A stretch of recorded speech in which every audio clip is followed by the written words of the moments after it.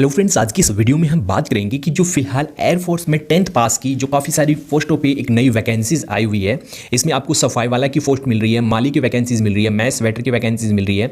इसके साथ आपको कुक की, नाइक की, धोबी की और भी काफ़ी सारे पदों पर जो फिलहाल आपकी वैकेंसीज निकल रही है। Non combatant staff vacancy 2025 batch के अंतर्गत। तो इसमें आपको ऑफलाइन फॉर्म कैसे अप्लाई करना है और आपको जो डाक टिकट है वो कितने रुपये की चिपकानी है फॉर्म पर, वो डिटेल्स हम आपको इस वीडियो के माध्यम से बताएंगे।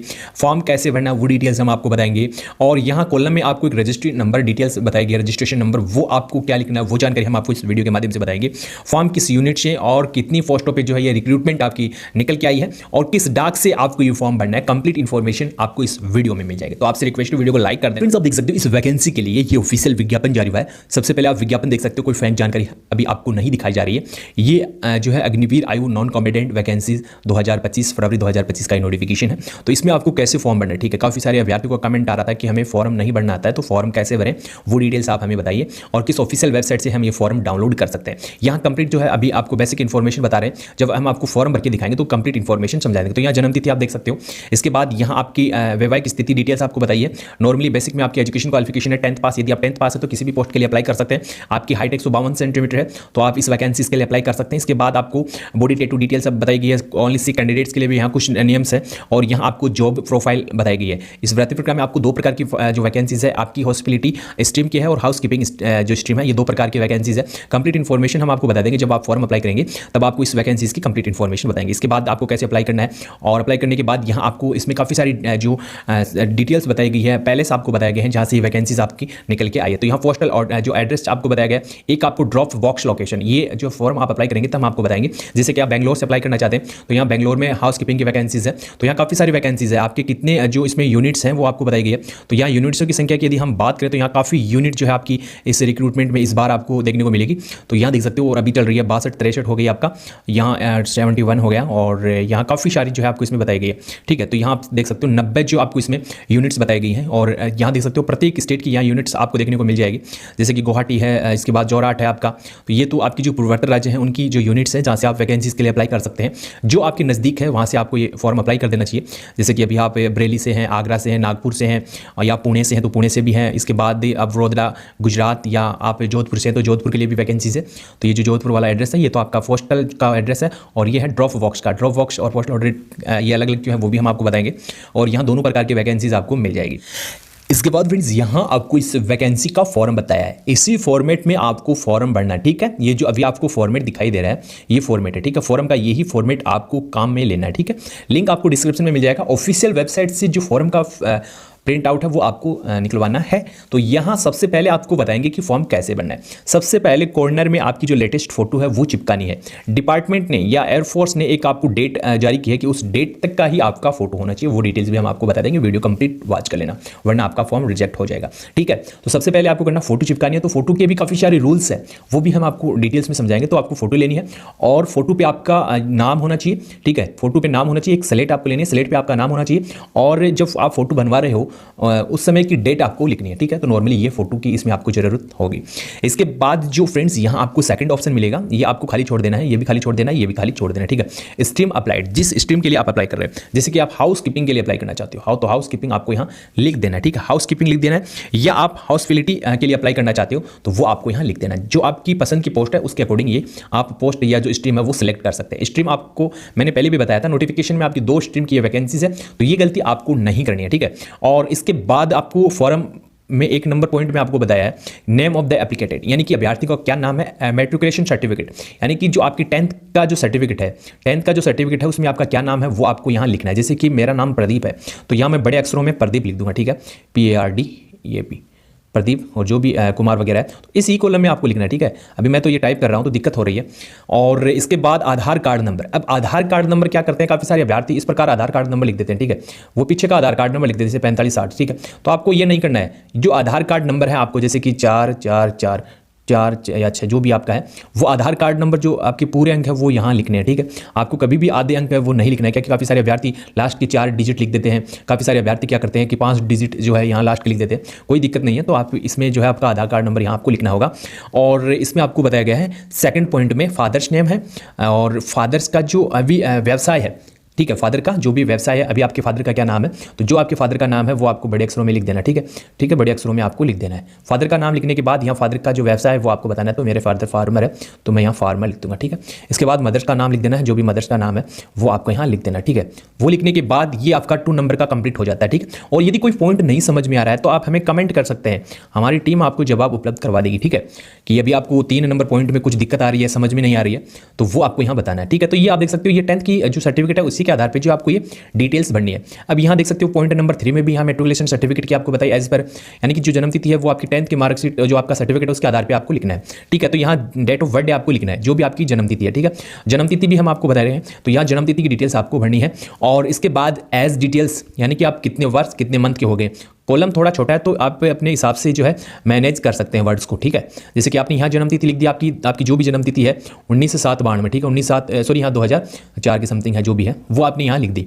इसके बाद आपने क्या किया कि जो आप की एज, अब कितने वर्ष कितने माह की हो गई, जैसे कि आपकी एज हो गई 18 ईयर्स। ठीक है, इसके बाद 6 मंथ या 2 मंथ या आपकी 4 मंथ, जितने भी मंथ हुए वो आपको यहाँ बताने होंगे। ठीक है, तो ये आप देख सकते हो ईयर्स और मंथ की ही जानकारी यहाँ आपको उपलब्ध करवानी है। ठीक है, वो अभी आपका जो ऑनलाइन फॉर्म है वो भी हम आपको भर के दिखाएंगे। फिलहाल हम आपको ऑफलाइन समझा रहे हैं, ऑफलाइन फॉर्म समझा रहे हैं।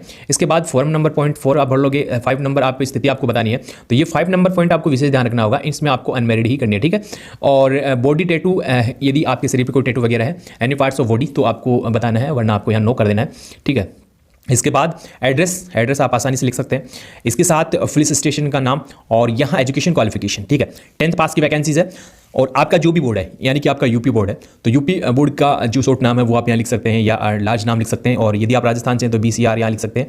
और इसके बाद जो भी आपका बोर्ड है, और यहाँ एक सर्टिफिकेट आपके नंबर होते हैं। जब आपका 10th का रिजल्ट आता है उस टाइम आपका मार्कशीट आता है, मार्कशीट के साथ ही आपको जो एक सर्टिफिकेट और मिलता है। ठीक है, तो सर्टिफिकेट आपके कॉर्नर में आपको नंबर मिल जाएंगे सर्टिफिकेट के, वो आपको लिखने हैं। ठीक है, वो आपको लिखने हैं, 10th के 12th की जो भी आपकी इच्छा है वो लगा सकते हैं। ठीक है, तो नॉर्मली एजुकेशन क्वालिफिकेशन इसमें 10th पास। इसके बाद इसमें आपको बताया गया पॉइंट नंबर 10, पॉइंट नंबर 10 में आपको बताया कि कौन कौन सी भाषा आप पढ़ लिख सकते हैं। ठीक है, तो इसमें आपको 2 भाषा बताएगी। तो यहाँ हिंदी कर सकते हैं कि मैं हिंदी बोल भी सकता हूँ, लिख भी सकता हूँ। इसके बाद जो मैं आपकी इंग्लिश भाषा है तो यहाँ लोकल रीड और राइट भी कर सकता हूँ इंग्लिश को। ठीक है, तो नॉर्मली आपको ये लिख देना है। ठीक है, डिटेल्स ऑफ फास्ट सर्विस, यदि आपने कभी सर्विस वगैरह की है, आप एक्स-सर्विसमैन हैं, तो वो डिटेल्स आप यहाँ।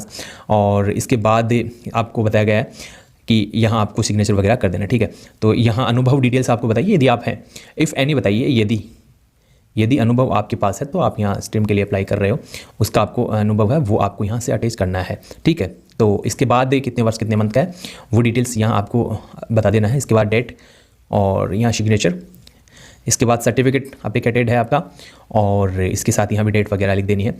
और इसके साथ आपको इसमें बताना है कि डिटेल्स सर्टिफिकेट अटैच, कौन कौन से सर्टिफिकेट आप इसमें अटैच कर रहे हो, इसमें क्या 10th का सर्टिफिकेट आप अटैच कर रहे हो, उसकी जानकारी यस आपको कर देनी है। यदि आपके पास अनुभव प्रमाण पत्र है तो यदि आपके पास है तो यस कर देना है, वरना नो। ठीक है, नो पे आपको क्लिक कर देना है, यदि नहीं है तो नो पे क्लिक कर देना है। चरित्र प्रमाण पत्र, ठीक है, चरित्र प्रमाण पत्र का विशेष ध्यान रखना, क्योंकि काफ़ी सारे अभ्यर्थी क्या गलती करते हैं कि इसमें चरित्र प्रमाण पत्र जो है नहीं लगाते। नॉट एल्डर देन 6 मंथ, यानी कि 6 महीने पुराना नहीं होना चाहिए। ठीक है, ये विशेष ध्यान रखना है।